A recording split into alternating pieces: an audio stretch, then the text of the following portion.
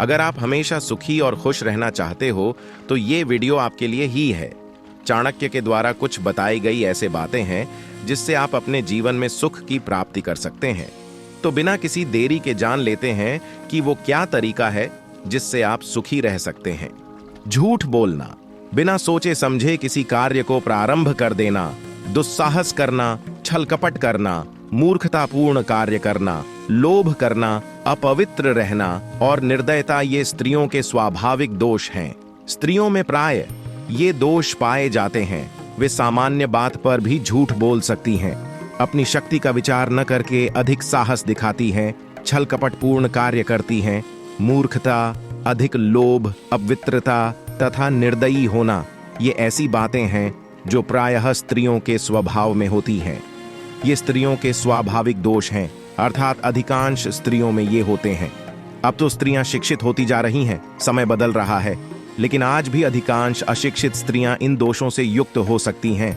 इन दोषों को स्त्री की समाज में स्थिति और उसके परिणाम स्वरूप बने उनके मनोविज्ञान के संदर्भ में देखना चाहिए। भोजन के लिए अच्छे पदार्थों का प्राप्त होना, उन्हें खाकर पचाने की शक्ति होना, सुंदर स्त्री का मिलना, उसके उपभोग के लिए काम शक्ति होना, धन के साथ साथ दान देने की इच्छा होना, ये बातें मनुष्य को किसी महान तप के कारण प्राप्त होती हैं।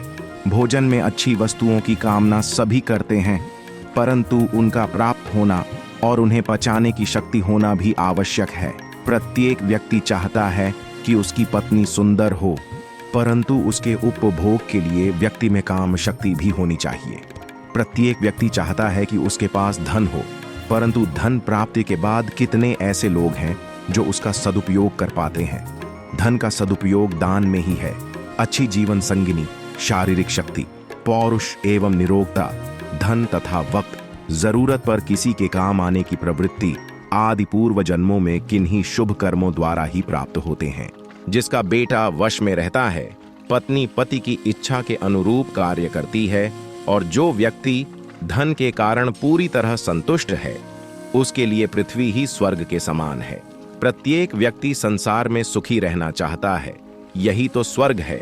स्वर्ग में भी सभी प्रकार के सुखों को उपभोग करने की कल्पना की गई है। इस बारे में चाणक्य कहते हैं कि जिसका पुत्र वश में है, स्त्री जिसकी इच्छा के अनुसार कार्य करती है, जो अपने कमाए धन से संतुष्ट है, जिसे लोभ, लालच और अधिक कमाने की चाह नहीं है, ऐसे मनुष्य के लिए किसी अन्य प्रकार के स्वर्ग की कल्पना करना व्यर्थ है। स्वर्ग तो वह जाना चाहेगा जो यहाँ दुखी हो।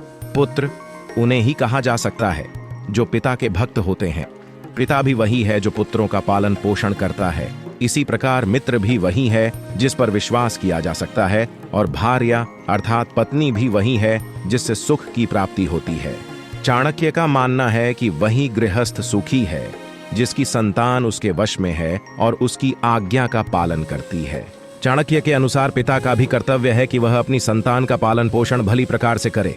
जिसने अपने कर्तव्यों से मुंह मोड़ लिया हो, उसे पुत्र से भी भक्ति की आशा नहीं करनी चाहिए। इसी प्रकार मित्र के विषय में चाणक्य का मत है कि ऐसे व्यक्ति को मित्र कैसे कहा जा सकता है जिस पर विश्वास नहीं किया जा सकता, और ऐसी पत्नी किस काम की जिससे किसी प्रकार का सुख प्राप्त ना हो, तथा जो सदैव ही क्लेश करके घर में अशांति फैलाती हो, जो पीठ पीछे कार्य को बिगाड़े और सामने होने पर मीठी मीठी बातें बनाए।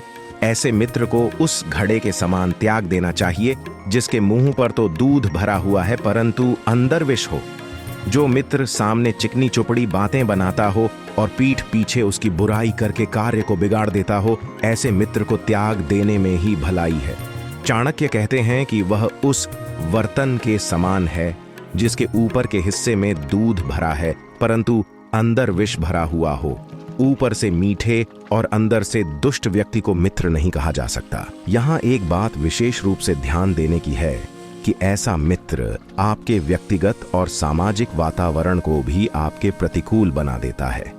जो मित्र खोटा है उस पर विश्वास नहीं करना चाहिए, और जो मित्र है उस पर भी अति विश्वास नहीं करना चाहिए, क्योंकि ऐसा हो सकता है कि वह मित्र कभी नाराज होकर सारी गुप्त बातें प्रकट कर दे। चाणक्य मानते हैं कि जो व्यक्ति अच्छा मित्र नहीं है उस पर तो विश्वास करने का प्रश्न ही नहीं उठता। परंतु उनका यह भी कहना उचित है कि अच्छे मित्र के संबंध में भी पूरी तरह विश्वास नहीं करना चाहिए, क्योंकि किसी कारणवश यदि वह नाराज हो गया तो सारे भेद खोल देगा। आज बड़े बड़े नगरों में जो अपराध बढ़ रहे हैं, जो कुकर्म हो रहे हैं, उनके पीछे परिचित व्यक्ति ही अधिक पाए जाते हैं। घर का भेदी लंका ढाए, यह कहावत गलत नहीं है। जो बहुत अच्छा मित्र बन जाता है वह घर के सदस्य जैसा हो जाता है। व्यक्ति भावुक होकर उसे अपने सारे भेद बता देता है। फिर जब कभी मन मुटाव उत्पन्न होते हैं तो वह कथित मित्र ही सबसे ज्यादा नुकसान देने वाला सिद्ध होता है। ऐसा मित्र जानता है आपके मर्म स्थल कौन से हैं।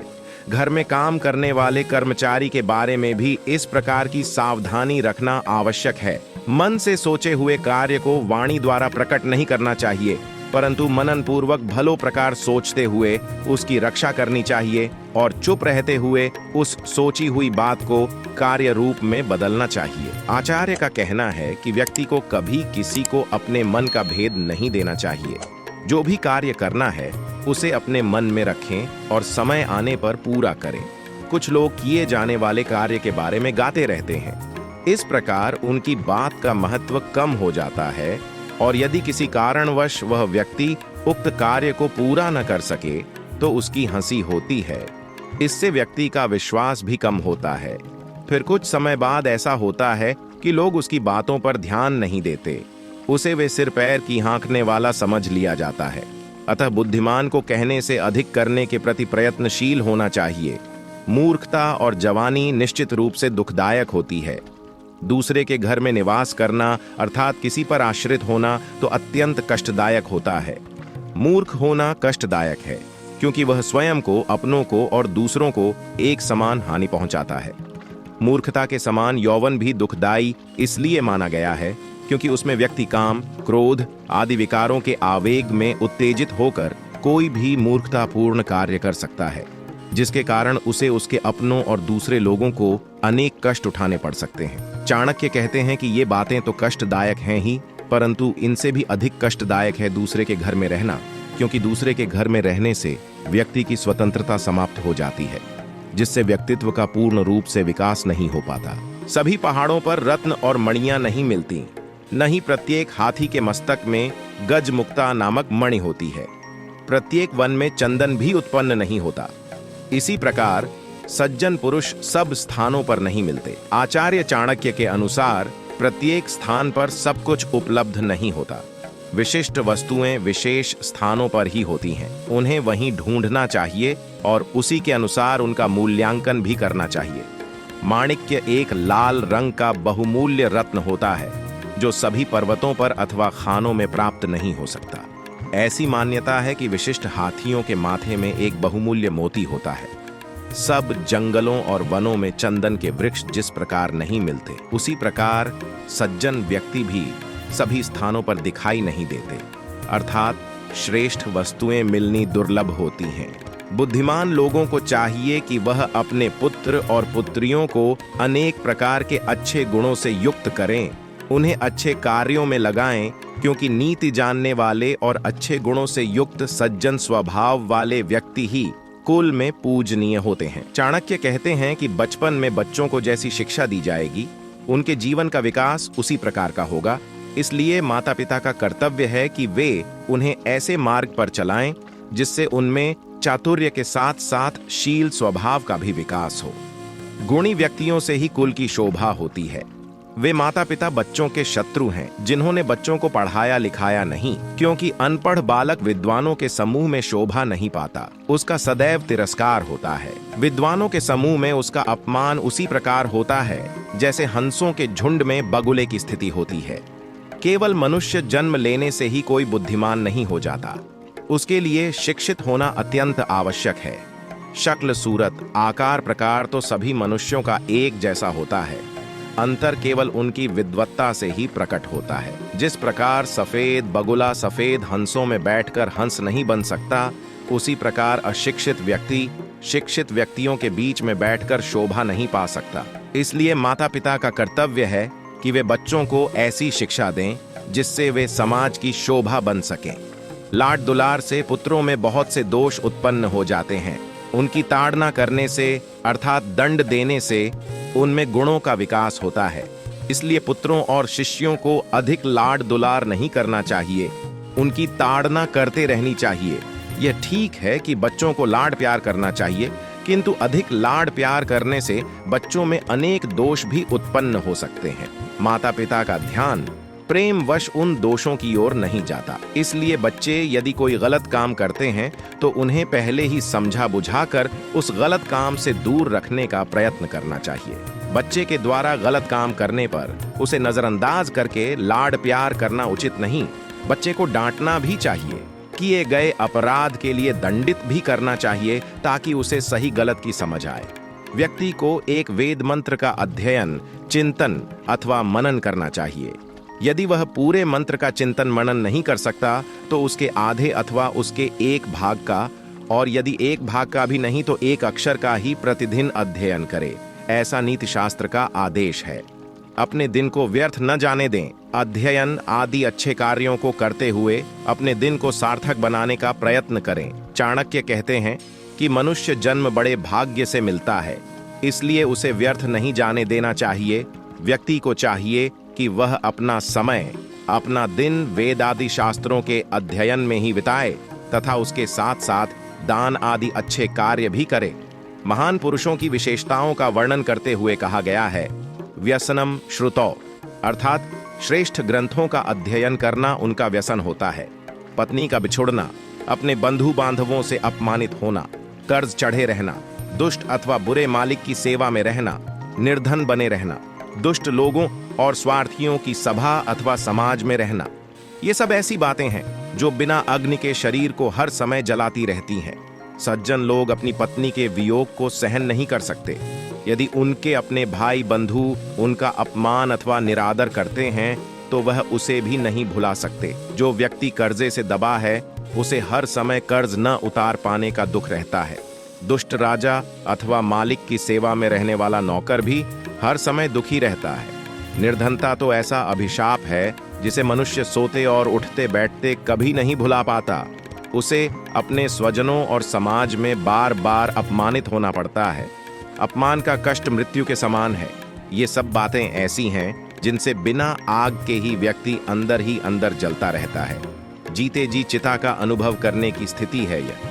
जो वृक्ष बिल्कुल नदी के किनारे पैदा होते हैं, जो स्त्री दूसरों के घर में रहती है और जिस राजा के मंत्री अच्छे नहीं होते वे जल्दी ही नष्ट हो जाते हैं, इसमें कोई संशय नहीं है। नदी के किनारे के वृक्षों का जीवन कितने दिन का हो सकता है यह कोई नहीं कह सकता, क्योंकि बाढ़ तथा तूफान के समय नदियां अपने किनारे के पेड़ों को ही क्या, अपने आसपास की फसलों और बस्तियों को भी उजाड़ देती हैं। इसी प्रकार दूसरे घरों में रहने वाली स्त्री कब तक अपने आप को बचा सकती है? जिस राजा के पास अच्छी सलाह देने वाले मंत्री नहीं होते वह कब तक अपने राज्य की रक्षा कर सकता है?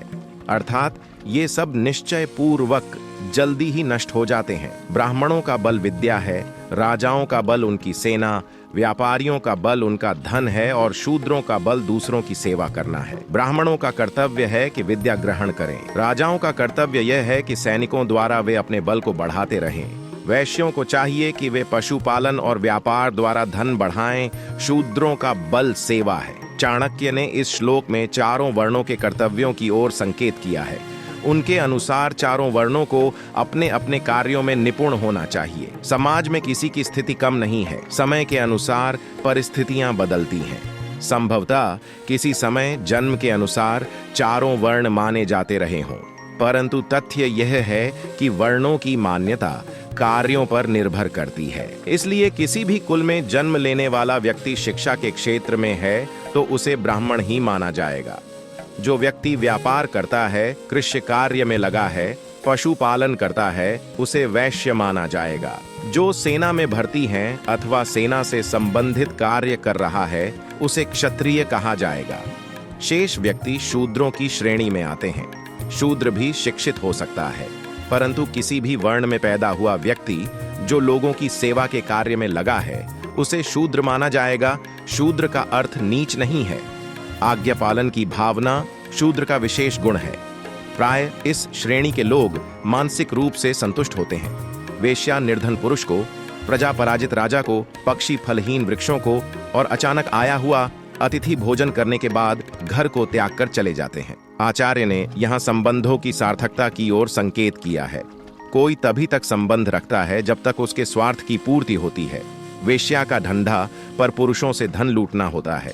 धन के समाप्त होने पर वह मुंह मोड़ लेती है। प्रजा प्रतापी राजा को ही सम्मान देती है। जब वह शक्तिहीन हो जाता है तो प्रजा राजा का साथ छोड़ देती है। इसी प्रकार प्रकृति के सामान्य नियम के अनुसार वृक्षों पर रहने वाले पक्षी तभी तक किसी वृक्ष पर बसेरा रखते हैं जब तक वहां से उन्हें छाया और फल प्राप्त होते रहते हैं। घर में अचानक आने वाले अतिथि का जब भोजन पान आदि से स्वागत सत्कार कर दिया जाता है तो वह भी सामाजिक नियम के अनुसार विदा लेकर अपने लक्ष्य की ओर चल पड़ता है। भाव यह है कि व्यक्ति को अपने सम्मान की रक्षा का स्वयं ध्यान रखना चाहिए। उसे अपेक्षा करते समय संबंधों के स्वरूप को सही प्रकार से समझना चाहिए। किसी स्थान, व्यक्ति या वस्तु से आवश्यकता से अधिक लगाव नहीं रखना चाहिए। ब्राह्मण दक्षिणा प्राप्त करने के बाद यजमान का घर छोड़ देते हैं। विद्या प्राप्त करने के बाद शिष्य गुरु के आश्रम से विदा ले लेता है। वन में आग लग जाने पर वहां रहने वाले हिरण आदि पशु उस जंगल को छोड़कर किसी दूसरे जंगल की ओर चल देते हैं। यदि कोई व्यक्ति किसी विशेष कार्य के कारण किसी के पास जाता है तो अपना कार्य सिद्ध हो जाने पर उसे वह स्थान छोड़ देना चाहिए। जिस प्रकार ब्राह्मण लोग यजमान के किसी कार्य की पूर्ति के बाद दक्षिणा प्राप्त हो जाने पर आशीर्वाद देकर वहां से चले जाते हैं, शिष्य भी विद्या की प्राप्ति के बाद गुरुकुल छोड़कर अपने अपने घर चले जाते हैं। जब किसी जंगल में आग लग जाती है तो वहां रहने वाले पशु भी उस जंगल को छोड़कर किसी दूसरे जंगल की खोज में चल पड़ते हैं। अर्थात व्यक्ति को अपना कार्य समाप्त हो जाने पर किसी के यहाँ डेरा डालने की मंशा नहीं करनी चाहिए। बुरे चरित्र वाले, अकारण दूसरे को हानि पहुंचाने वाले तथा गंदे स्थान पर रहने वाले व्यक्ति के साथ जो पुरुष मित्रता करता है वह जल्दी ही नष्ट हो जाता है। सभी साधु संतों और ऋषि मुनियों का कहना है कि दुर्जन का संग नरक में वास करने के समान होता है। इसलिए मनुष्य की भलाई इसी में है कि वह जितनी जल्दी हो सके दुष्ट व्यक्ति का साथ छोड़ दे। आचार्य ने यहाँ यह भी संकेत किया है कि मित्रता करते समय यह भली प्रकार से जांच परख लेना चाहिए कि जिससे मित्रता की जा रही है उसमें ये दोष तो नहीं है। यदि ऐसा है तो उससे होने वाली हानि से बच पाना संभव नहीं, इसलिए ज्यादा अच्छा है कि उससे दूर ही रहा जाए। प्रेम व्यवहार बराबरी वाले व्यक्तियों में ही ठीक रहता है। यदि नौकरी करनी ही हो तो राजा की नौकरी करनी चाहिए। कार्य अथवा व्यवसाय में सबसे अच्छा काम व्यापार करना है। इसी प्रकार उत्तम गुणों वाली स्त्री की शोभा घर में ही है। अपनी बराबरी वाले व्यक्ति से प्रेम संबंध शोभा देता है। असमानता सामने आए बिना नहीं रहती, तब प्रेम शत्रुता में बदल जाता है। इसलिए क्यों न पहले ही ध्यान रखा जाए। इसी प्रकार यदि व्यक्ति को नौकरी तथा किसी सेवा कार्य में जाना है तो उसे प्रयत्न करना चाहिए कि सरकारी सेवा प्राप्त हो, क्योंकि उसमें एक बार प्रवेश करने पर अवकाश प्राप्त होने तक किसी विशेष प्रकार का झंझट नहीं रहता। फिर वह निर्दिष्ट नियमों से संचालित होता है, न कि किसी व्यक्ति विशेष के आदेशों से। यदि अन्य कार्य करना पड़े तो व्यक्ति अपना ही कोई रुचि का व्यापार करे। गुणयुक्त स्त्री से घर की शोभा है और घर में अपनी मर्यादाओं और कर्तव्यों का पालन करते हुए स्त्री भी अपने सद्गुणों की रक्षा कर सकती है। इस अध्याय के प्रारंभ में ही स्त्रियों की ओर ध्यान दिलाया गया है। देखा जाए तो दोष तो सभी में होता है। कुछ के पास अनेक पदार्थ होते हैं परंतु वे या तो उनका उपभोग नहीं जानते अथवा फिर उनमें उपभोग की शक्ति नहीं होती। इस अध्याय में यह भी बताया गया है कि कौन सा परिवार सुखी रहता है। सुख उसी परिवार को प्राप्त होता है जहां सब एक दूसरे का सम्मान करते हैं, एक दूसरे में श्रद्धा रखते हैं। अर्थात पुत्र को पिता और पिता को पुत्र का ध्यान रखना चाहिए। यह संसार बड़ा विचित्र है। कुछ लोग ऐसे भी होते हैं जो सामने तो मीठी बातें करते हैं परंतु पीठ पीछे बुराइयां करते हैं। ऐसे लोगों से बचना चाहिए। चाणक्य तो यहाँ तक कहते हैं कि मन से सोची हुई बात का वाणी से भी उल्लेख नहीं करना चाहिए, अर्थात अपना रहस्य अपने मित्र को भी नहीं बताना चाहिए। मूर्खता तो कष्टदायक होती ही है। जवानी और दूसरे के घर में आश्रित होकर रहना भी भारी दुख देने वाला होता है। उसके साथ यह भी ध्यान में रखना चाहिए कि श्रेष्ठ और उत्तम वस्तुएं तथा सज्जन लोग सब स्थानों पर प्राप्त नहीं होते। चाणक्य ने बार बार इस बात पर जोर दिया है कि माता पिता को चाहिए कि वे अपनी संतान को गुणवान बनाएं, उनका ध्यान रखें और उन्हें बिगड़ने न दें। आचार्य कहते हैं कि व्यक्ति को चाहिए कि वह अपना समय सार्थक बनाए, अच्छा कार्य करे। इसके साथ उनका कहना है कि सब लोगों को अपना कार्य अर्थात कर्तव्य पूरा करना चाहिए। कौटिल्य ने मनुष्य को बार बार सचेत किया है कि उसे वास्तविकता समझनी चाहिए, गफलत में नहीं रहना चाहिए। उसे यह झांत होना चाहिए कि वेश्या का प्रेम एक धोखा है, इसलिए उसे इस प्रकार की स्त्रियों तथा दुष्ट पुरुषों से बचना चाहिए। उसे चाहिए कि वह प्रेम और मित्रता अपने बराबर वालों से ही रखे। अगर आपको इस चाणक्य नीति से थोड़ा भी ज्ञान मिला हो, अगर थोड़ा भी कुछ सीखने को मिला हो, तो कृपया करके चैनल को सब्सक्राइब और वीडियो को लाइक जरूर कर दीजिएगा। आपका कीमती समय देने के लिए दिल से धन्यवाद। और भी ऐसे ही मोटिवेशनल वीडियो देखने के लिए चैनल पर जाइए और चेक कीजिए, आपके लिए ज्ञान का भंडार भरा हुआ है। तो आज के लिए इतना ही, मिलते हैं किसी नए मोटिवेशनल वीडियो के साथ में। तब तक के लिए जय श्री राम, जय हिंद, जय भारत।